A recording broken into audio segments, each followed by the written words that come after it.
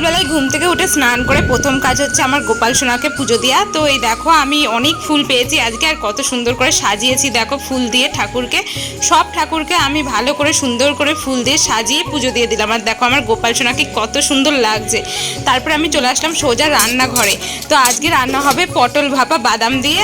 এটা হচ্ছে বাটা মাছ, বাটা মাছের ঝোল হবে। এই যে পটলগুলোকে আমি কেটে ভালো করে ধুয়ে নিয়েছি, আর কাঁচকলা আলু দিয়ে কাঁচা লঙ্কা দিয়ে হবে বাটা মাছের ঝোল, পাতলা ঝোল। তারপরে দেখো এখানে আমি কড়াইয়ের মধ্যে প্রথমে দিয়ে দিলাম তেল, তার মধ্যে কালো জিরে ফোড়ন দিয়ে দিলাম। এবার আমি পটলগুলোকে দিয়ে দেবো পটল ভাপা করার জন্য।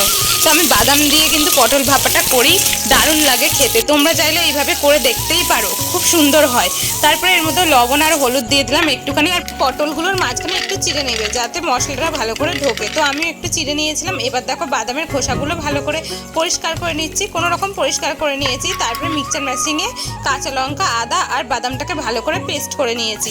এবার একটুখানি জল দিয়ে পাতলা করে নিয়েছি। এবার এই যে পটলটা আমার ভালো করে ভাজা হয়ে গেছে, এর মধ্যে আমি ওই পেস্ট করে রাখা মশলাটা দিয়ে দিলাম। এবার একটুখানি চিনি দিয়ে দিলাম স্বাদ মতো।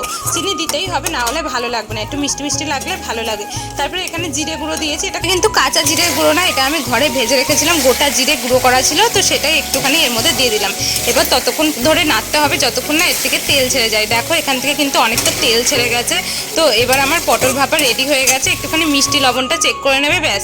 তো এই দেখো দেখতে কত সুন্দর হয়েছে না, এই দিয়েই তো আমার এক থালা ভাত খাওয়া হয়ে যায়, আর কিচ্ছু লাগে না।